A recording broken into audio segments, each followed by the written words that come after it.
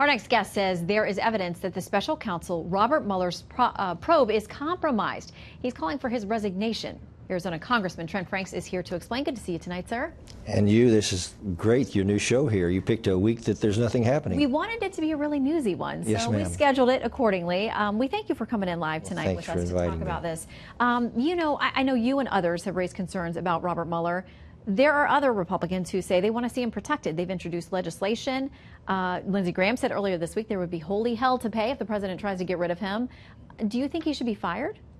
I think that he should step down, Shannon. I am convinced that the evidence is pretty clear that he has a conflict of interest. His closeness to Mr. Comey is incontrovertible, and this means that even in my judgment, the appointment process itself was a compromised situation. If you look at where the probe is going now, it seems to be going in a lot of different directions, and these things kind of run off the rails at times, and I'm very concerned about that, especially with some of the people that Mr. Mueller has hired and brought alongside of him, and I see them almost like they're doing something with organized crime here, and usually that puts a lot of fear in the people that they arrest early, and sometimes even if they're trying to do the situation honestly, sometimes it means that the people that are on the line will say something that maybe is not true or overstate their case against their superior, and it has a pretty corrosive effect. Are you of the Steve Bannon belief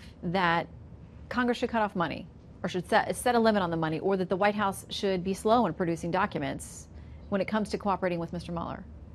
No, I think that we should cooperate with Mr. Mueller until there's something that is incontrovertible and clear that he is doing something wrong. But I am convinced that Mr. Mueller puts a pall on the entire process when he ignores this conflict that he obviously has.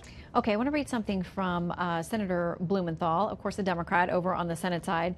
He has this to say about where we are right now with these indictments this week and the one plea deal that we saw as well. He said, there are clearly facts and evidence that show collusion by the Trump campaign with the Russians, at least individuals involved in the Trump campaign. We are nowhere near the end of this investigation. There's a lot more to be known. And obviously there are congressional investigations going along with what the special counsel. This is the first time I've heard somebody step up and say, though, that they have evidence of collusion. Well, then we need to see that, because we certainly haven't seen it yet. The one collusion evidence that we have seen, of course, is the Uranium One deal. If you really want to look at that clearly, this same month that the Uranium One deal was accomplished, Bill Clinton was paid $500,000. Now that's, for just one speaking engagement, that's 5 times as much as the Russians spent on their famous Facebook ads, and half of those ran after the election, and half of those were pro-Hillary ads. So it's astonishing to me that sometimes we get all twisted off here. And of course, millions of dollars after that flowed into the Clinton Foundation coffers. And so if you really want to look at collusion, there it is. I mean, you can't avoid that. But I would just challenge Senator Blumenthal to show us his evidence, because you know, I think some of these guys should have been looking for Osama bin Laden a lot sooner, because they're finding something where nobody else can. Well, we know that the House has now launched investigations with regard to Fusion GPS, the dossier, and Uranium One as well. So we look forward to having you back to talk about developments on those. I look forward to it, and again, congratulations. Thank you. Good to see you tonight.